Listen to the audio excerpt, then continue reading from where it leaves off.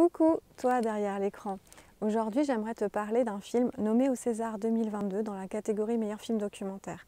Ce film, c'est Bigger Than Us. Autrement dit en français, ce qui sera nettement mieux pour moi, plus grand que nous.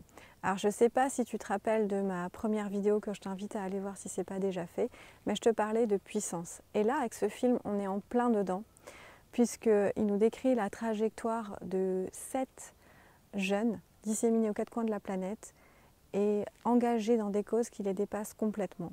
On a par exemple Melati en Indonésie, investi dans la protection environnementale dans son pays au travers de la chasse au plastique, mais aussi Xiu Katel. Alors j'espère que j'écorche pas trop son nom, mais lui c'est le pionnier du groupe puisqu'il s'est investi dès l'âge de 6 ans jusqu'à parvenir à obtenir un moratoire en justice sur l'exploitation du gaz de schiste au Colorado, rien que ça. Et puis on a aussi Marie en Grèce, impliqué et investi pour accueillir les réfugiés qui accostent dans son pays. Il y a aussi Mohamed au Liban, qui lui a à cœur d'assurer une éducation aux enfants réfugiés, mais aussi de leur faire comprendre que même s'ils sont réfugiés et même s'ils sont dans des camps, c'est pas pour ça qu'ils n'ont pas d'importance ni de valeur. Winnie, elle, en Ouganda, a aussi à cœur de transmettre ses connaissances aux réfugiés, mais cette fois-ci au travers de la permaculture pour assurer aux réfugiés un minimum de sécurité alimentaire, mais aussi pour favoriser la cohésion entre les autochtones et les réfugiés, afin qu'ils travaillent cette fois-ci main dans la main, plutôt que les uns contre les autres.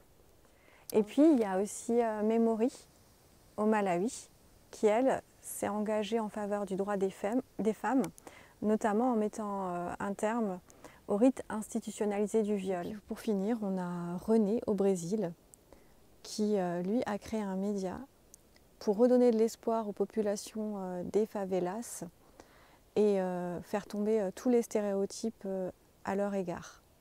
Pour moi, ce film, c'est une claque dans la gueule contre l'indifférence générale qui est aujourd'hui encore bien trop présente dans notre société. D'ailleurs, je ne sais pas si tu as eu vent de cette histoire d'une mort assez sordide.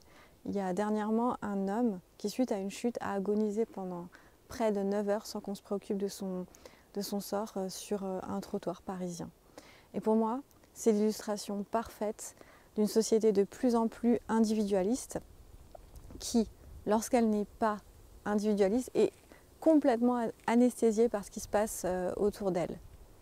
Et pourtant, dans ce film, on découvre une jeunesse qui, loin d'être indifférente, est complètement impliquée pour changer ce monde. De véritables militants qui ont été emportés dès leur plus jeune âge dans un tourbillon qui deviendra au final une véritable mission de cœur pour eux. Et si ces causes peuvent de prime abord sembler complètement différentes les unes des autres, elles se rejoignent et se rassemblent autour d'un point névralgique qui est le respect profond de la vie et du vivant.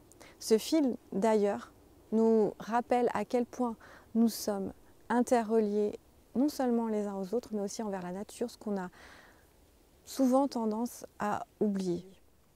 Au travers de ces destins plus que courageux, on se rend compte de prise de conscience d'une jeunesse bien plus au fait des enjeux planétaires actuels que certains adultes, et combien en fait leur indignation et leur colère ont été un puissant levier qui leur ont permis de se mettre en mouvement, de dépasser des peurs, de prendre parfois des risques inconsidérés pour des causes très importantes à leurs yeux.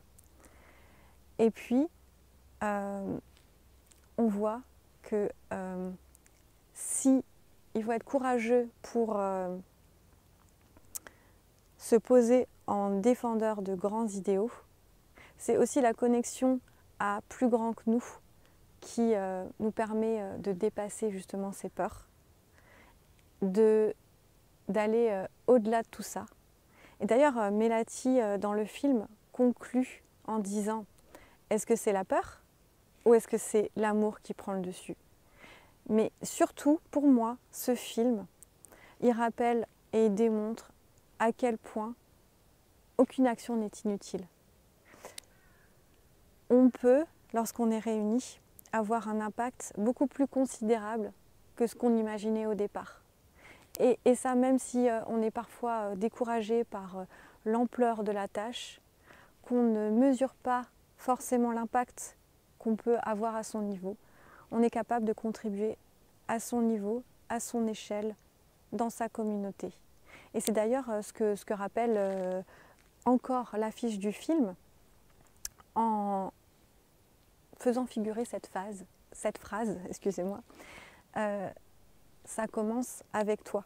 Et moi j'ai envie aussi de t'interpeller et de te dire, de te renvoyer cette phrase, ça commence avec toi, parce que si une de ces causes t'a touché, sache que tu peux t'engager à ton tour, aider ces jeunes.